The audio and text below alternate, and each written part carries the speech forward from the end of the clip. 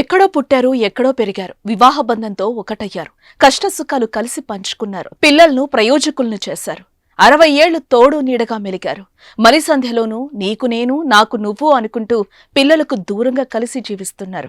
ఇంతలో భర్త హఠాన్మరణం చెందాడు. భర్తను విడిచి నిమిషం కూడా ఉండలేని ఆ భార్య భర్త మరణం తట్టుకోలేకపోయింది. భర్త గుండెలపై పడి రోధించింది. కలిసి బతికాం, కలిసే వెళ్దామనుకుందో ఏమో, భర్త గుండెలపైనే భార్య కూడా చివరి శ్వాస విడిచింది. ప్రతి ఒక్కరి కళ్లు చెమర్చే ఈ ఘటన తెలంగాణ రాష్ట్రంలో చోటు చేసుకుంది.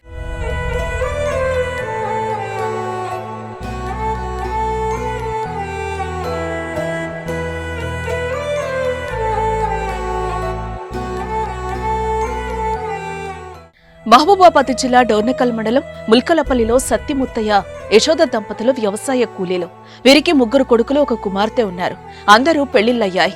అయితే పెళ్లి నాటి నుంచి ఇద్దరూ కలిసిమెలిసి ఉండే ఈ దంపతులు కొడుకుల దగ్గర కాకుండా వేరే ఇంట్లో నివాసం ఉండేవారు. అయితే కాయ కష్టం చేసుకుని ఇద్దరు ఏ రోజు ఖాళీగా ఉండిన సందర్భం లేదు. ఏదో ఒక పని చేస్తూనే ఉండేవారు. బుధవారం ముసురు పెట్టినా కూడా పశువులను మేపేందుకు వెళ్లాడు సత్తయ్య. వృద్ధాప్య పింఛన్ కోసం యశోదమ్మ ఇంటి దగ్గరే ఉంది. రాత్రి ఇద్దరూ కలిసి భోజనం చేసి చాలాసేపు మాట్లాడుకుని నిద్రపోయారు. అయితే మధ్యలో మెలకు వచ్చిన సత్తమ్మ భర్త ఉలుకు పలుకు లేకుండా పడి ఉండటం చూసి కదిలించింది. కానీ సత్తయ్యలో చలనం లేకపోయేసరికి పక్కనే ఉన్న కొడుకులను పిలిచింది.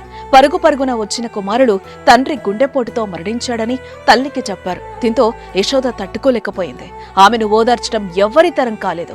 యశోద భర్త గుండెలపై పడి ఏడ్చుతూ ఎప్పటికీ తోడుంటానని మాట తప్పావు, కానీ నేను మాట తప్పను అనుకుందో ఏమో, భర్త గుండెలపైనే తన తుది శ్వాస విడిచింది. గమనించిన కుమారులు సపర్యలు చేసిన ఫలితం లేకుండా పోయింది.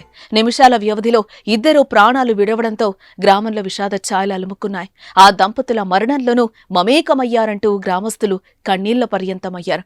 ఏదేమైనా సత్తయ్య, యశోదలు పుణ్య దంపతులు అంటున్నారు స్థానికులు.